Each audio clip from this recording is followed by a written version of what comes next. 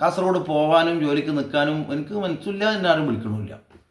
ഇത് അത്ര ഒരു പ്രയാസമായിട്ട് തോന്നി ആ സംഭവം. അതൊക്കെ ഇദ്ദേഹം ചെയ്തു വെച്ചിട്ടുള്ള ഇങ്ങനെയുള്ള മന്ത്രങ്ങളും കാര്യങ്ങളും കാരണം എനിക്ക് 100% ഉറപ്പാണ്. അങ്ങനത്തെ ഒരു സംഭവം ഉണ്ടെന്ന് വിശ്വസിക്കുന്നുണ്ടോ സാർ? അങ്ങനത്തെ ഒരു സംഭവം അങ്ങനത്തെ സംഭവം എന്ന് പറഞ്ഞാൽ ഖുർആനും ഉണ്ട് ഹദീസും ഉണ്ട് തെളിയുന്ന കാര്യങ്ങളല്ലേ സിഹിർ എന്നുള്ളത്. മുത്തുനബി സല്ലല്ലാഹു അലൈഹി വസല്ലം തങ്ങൾക്ക് ഫുൽ ഫലക്കും നാസും ഇറങ്ങിയത് എന്തിനാ?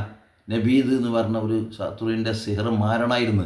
അതുകൊണ്ട് ഖുല്ലാഹു റബ്ബിൽ ഫലക്ക് നാസ് ഈ 2 സൂറത്ത് കൊണ്ട് കാവൽ ചോദിക്കൂ നബി എന്ന് ഖുർആൻ പറഞ്ഞതല്ലേ. പിന്നെ നബി സല്ലല്ലാഹു അലൈഹി വസല്ലം തങ്ങൾ തന്നെ എത്രയോ സഹാബത്തിനോട് ഇന്ന സ്ഥലത്ത് നിങ്ങൾ താമസിക്കുന്നതുകൊണ്ട് പ്രശ്നമുണ്ടെന്നും അതുപോലെ തന്നെ നിങ്ങളവിടെ താമസിക്കേണ്ട, അത് നിങ്ങൾക്ക് പറ്റൂല, നിങ്ങൾക്ക് പറ്റാത്ത ചിലത് അവിടെ ഉണ്ട്, അതുപോലെ തന്നെ ഇന്ന വ്യക്തിയുടെ മാരണം നിങ്ങൾക്കുണ്ടെന്നൊക്കെ റസൂലുള്ളാഹി പറഞ്ഞത് ഹദീസിലുള്ളതല്ലേ, ഖുർആൻ കൊണ്ട് തെളിഞ്ഞ കാര്യമല്ലേ.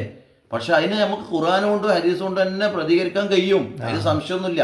അത് നമുക്ക് നല്ലോണം ചൊല്ലിപ്പറയാനും അതിനു വേണ്ടി ഇരിക്കാനും സമയം വേണം.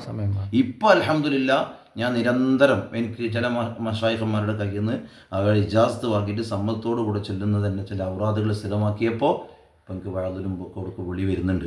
കാസർഗോഡ് ജില്ലയിൽ തീർച്ചയായും കാസർഗോട്ടുകാർ ഉസ്താദിനെ വിളിക്കും, തീർച്ചയായിട്ടും വിളിക്കും ഇൻഷാ അല്ലാ. ഈ ഒരു നിങ്ങളെ പ്രയാസങ്ങളും വിഷമങ്ങളും ഈ ഒരു കാരണം കൊണ്ടാണ് എന്നുണ്ടെങ്കിൽ അത് ഈ ഒരു